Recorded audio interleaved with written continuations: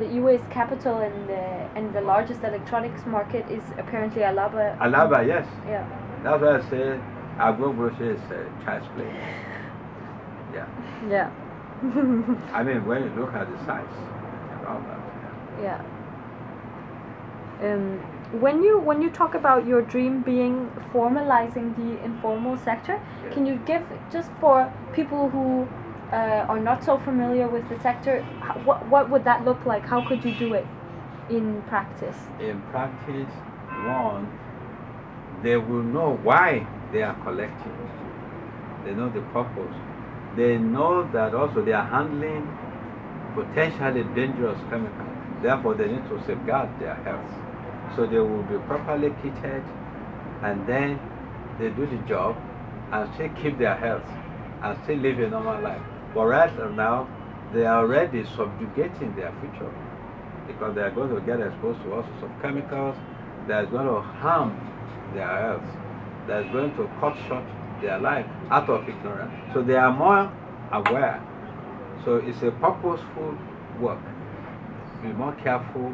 And I then see them, what I'm also hoping they will form a network among themselves so they can even do projects and do things like that.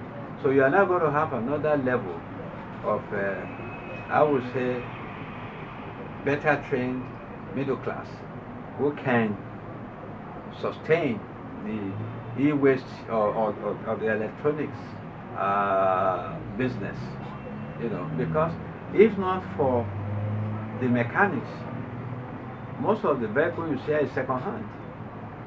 We call them tokumbo. Okun means sea, come from abroad. Yeah, tokumbo Yoruba means vehicles from Okun is the sea, vehicles from across the sea.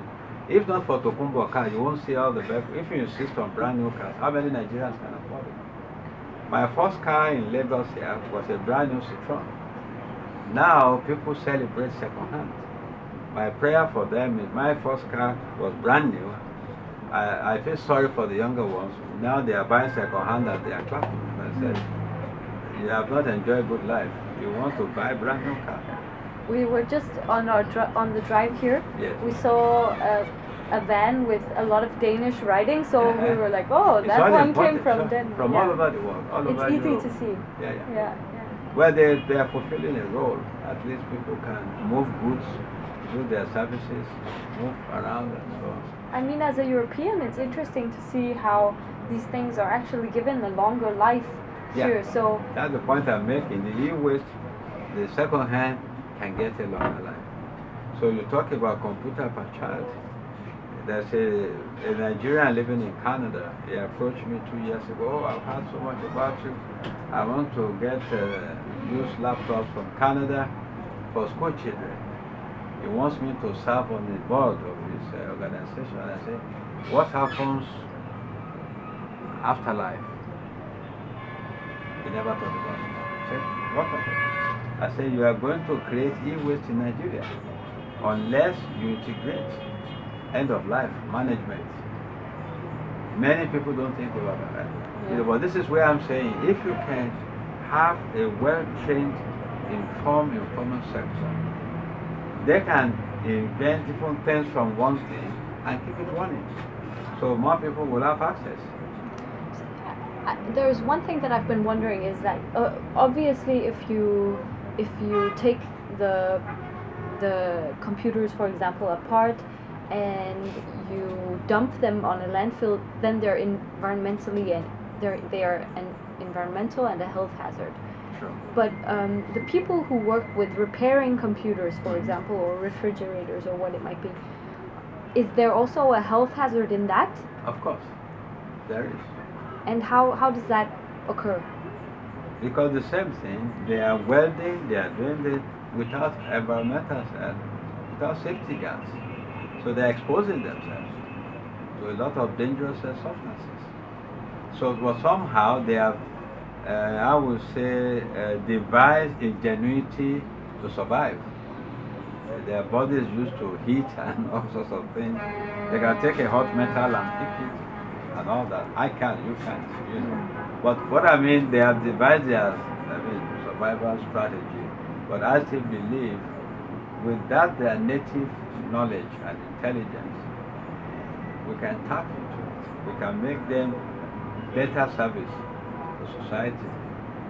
So, I have another question about this informal sector. Because you have the scavengers again, and they collect the phones for their boss usually, who again sells them to the illegal recyclers. And our contact Toby, he says that it's been a challenge that he's in contact with these collectors, and they say, yeah, you can buy our phones, that's okay, if nobody comes and offers a higher price. that's true. Yeah. So is that... That's what the Asians do. They offer higher prices. That's the business. That's what Robert did. When Robert wanted to start here, it's a smart. He went around Alaba, spoke to them. How much are people offering you? Suppose I offer you this higher. This is business, and they say, oh. So he's gone around and promised them higher fees. So in one way, it would, if you got the recycling in place and the regulations, Yes. in one way it wouldn't be so hard to turn that kind of illegal stream into a more Sure. formal legal Exactly. stream, because Right. then these collectors would actually say, okay, if you offer me more, yeah, But sure, I'll the sell it thing to you. is that it goes beyond that. You need to control the transboundary movement. Otherwise, Nigeria will become e-waste capital of waste. If you do, as I say, allow second hand. Otherwise, they will bring in, as they do now, e-waste as second hand. So we have to guard against that we are not now going to be the recycling e-waste for the world. So allow second hand, let them be used, see what life you can still make out of them, reuse, repair. After that, treat them. Because even though we've talked to some people who say we should turn it from e-waste into e-wealth, and it can be somewhat a resource. It is a resource. It doesn't see it. Maybe it's not a business that can, that is sustainable if just all of the waste comes to Nigeria. But if you make it run round, like you say in Norway, the facilities that they have there, they work, but they don't earn a lot of money. You mean your e-waste plants? Yeah, Those who work there. Yeah, I visited an e-waste plant, but they do the dismantling. Right. But then they send, like you're aware of, they have these specialized plants that do these chemicals and these chemicals and these chemicals. Yeah. So Those are few in the world. Yeah. So there are 4 recycling companies in Norway, and the way when I've been talking to them, they say the way they make money is that they have all the importers.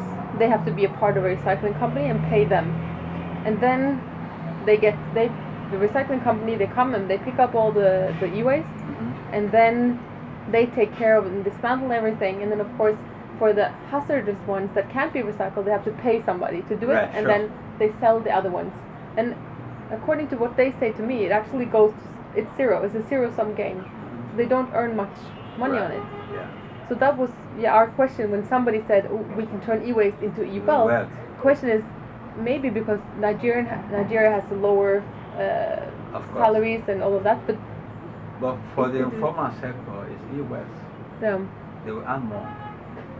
Right now, the middleman shortchange them, give them peanuts, they're happy, they smash to the bank.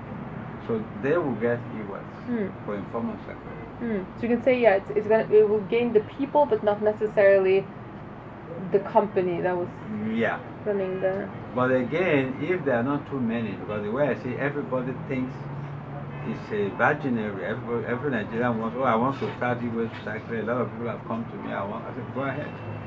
If you have the resources, go ahead. So, to me, it's going to be survival of the fittest. Yeah. Somebody who can do it correctly, who has the network properly organized.